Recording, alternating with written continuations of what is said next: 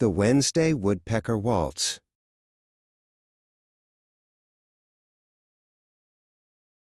My name is Figaro, and I am the most important member of this household. Usually, Wednesdays are for napping on the TV stand while the house is quiet.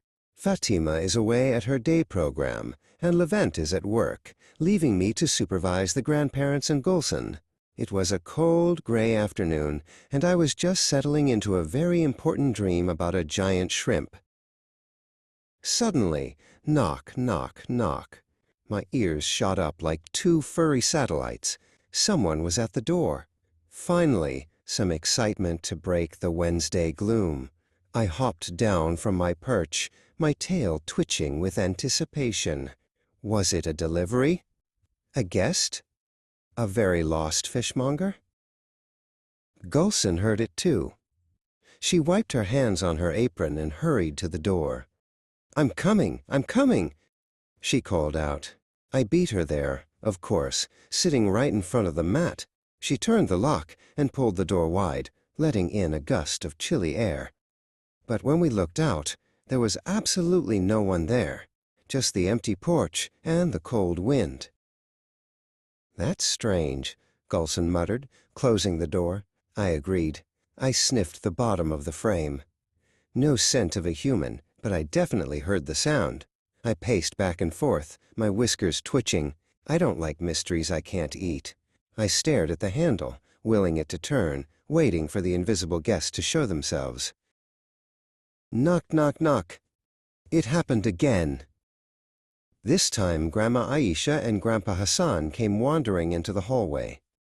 "Who is it, Gulson?" Aisha asked, clutching her cardigan. Hassan adjusted his glasses. "Is Levent home early?" We all crowded around the door, a chorus of confused humans and one very vocal cat. Hassan took charge. He opened the door himself this time, stepping out onto the porch to look behind the bushes and under the bench. "Hello?" he called. "Is someone playing a trick?" I followed him out, my paws feeling the cold concrete. Nothing. Not even a squirrel. I looked up at Hassan, let out a loud meow, and he just shook his head. We went back inside, but the mood had changed. "Maybe it's a ghost," Aisha whispered, looking at the ceiling. I puffed up my fur to look twice my size, just in case the ghost wanted to rumble. A ghost in our house? On a Wednesday? I started checking the corners of the room, looking for any floating intruders.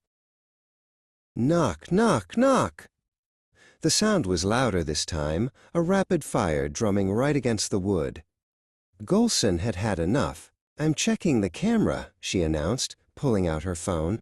We all huddled around her. Well, they huddled, and I tried to climb her leg to see the screen. On the screen, we didn't see a ghost or a prankster. We saw a small, feisty bird with black and white feathers and a very busy head. It was a woodpecker. He was perched right on the edge of the doorframe, using the wood as his personal drum set. Tap, tap, tap. He looked right into the camera lens with a cheeky expression before giving the door another good thwack. The house erupted in laughter. "It's just Pico the woodpecker." Hassan chuckled, leaning on the banister. Gulson laughed so hard she had to sit down. I, however, was not amused. All that excitement for a bird I couldn't even reach.